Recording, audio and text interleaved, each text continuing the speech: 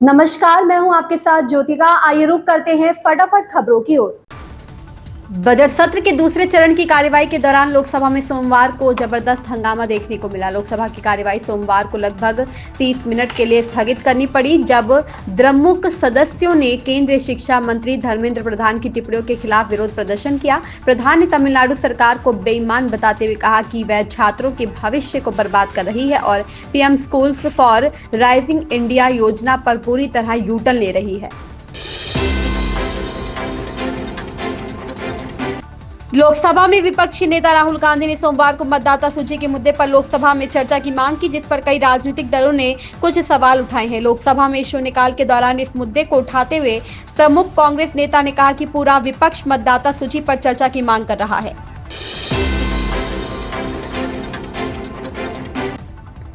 केंद्रीय मंत्री जीतन राम मांझी ने कहा कि एक देश एक चुनाव होना चाहिए जो देश के विकास में हित है। किसी को भ्रम नहीं होना चाहिए। ऐसा नहीं है कि आज नरेंद्र मोदी की सरकार सिर्फ ऐसा कर रही है। नौकरी के नाम पर विपक्षी पार्टी ख्याली पुलाव पका रहे हैं। उनके पास कुछ नहीं है जो वह नौकरी देंगे। उक्त बातें पत्रकारों से बातचीत करते हुए केंद्रीय मंत्री जीतन राम मांझी ने कही। उन्होंने कहा कि वह समाज के द्वारा परंपरागत से होली मिलन समारोह करते आ रहे हैं। जब चुनाव का माहौल आने वाला था उस समय भी कार्यक्रम हुआ था।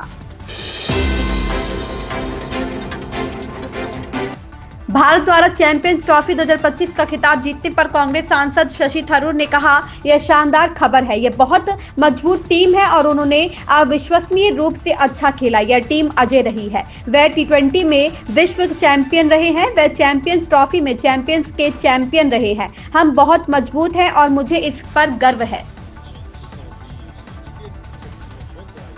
It's a fantastic news. I think this is a very strong team. They played incredibly well. And we all get the sense, honestly, that this team is invincible in the white ball format. They're world champions in T20. They're world champion of champions in the Champions Trophy. Now the World Cup still remains, and they're going to win that 2 years from now with a team like this. I'm not at all worried. When you think about the quality of the players who are not in the side, I mean, you'll get a second team that can be good enough to beat most of the rest of the world in white ball cricket. So we are very strong, and I'm very proud of that. I was born in India where we were constantly used to losing. Now we're getting accustomed to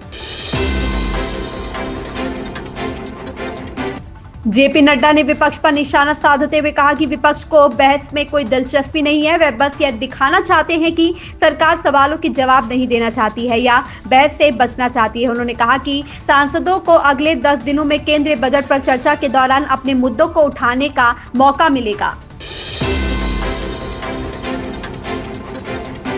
Maharashtra के मुख्यमंत्री देवेंद्र फडणवीस ने कहा है कि सभी लोग चाहते हैं कि मुगल शासक औरंगजेब का मकबरा हटाया जाए, लेकिन इसे कानूनी प्रक्रिया के तहत ही करना होगा। उन्होंने बताया कि पिछली कांग्रेस सरकार ने इस स्थल को भारतीय पुरातत्व सर्वेक्षण के संरक्षण में रखा था, इसलिए इसे हटाने के लिए कानून के दायरे में रहकर काम करना जरूरी होगा।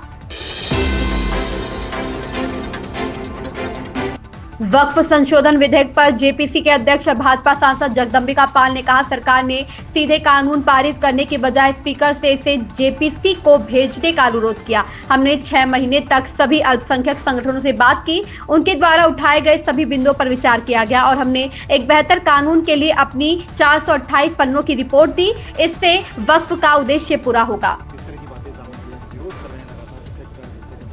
प्रजातंत्र में, लोकतंत्र में, जमहूरियत में अगर किसी कानून को बनाने का उसके पहले अगर उनको मौका दिया गया हो, उस कानून को सीधे कोई सरकार पार्लियामेंट पास करने के बजाय ज्वाइंट पार्लियामेंट्री कमेटी को रेफर करने के लिए स्पीकर से आग्रह किया हो और वो रेफर होने के बाद 6 महीने हमने all India Muslim personal law board हो, सभी वक्फ बोर्ड, सिया सुन्नी हो, माइनॉरिटी कमीशंस हो, जितने अक़लियत के अल्पसंख्यक तंजीम हैं, सबको बुलाया, 4-4, 3-3 घंटे के लोगों को सुनाए और उनके द्वारा उठाए गए सब चीज़ों पे विचार किया गया और एक बेहतर कानून के लिए हमने अपनी 428 पेज की रिपोर्ट दी, जिससे अब एक बेहतर कानून बनेगा, जिससे वक्फ का जो उद्देश्य पूरा होगा। गरीब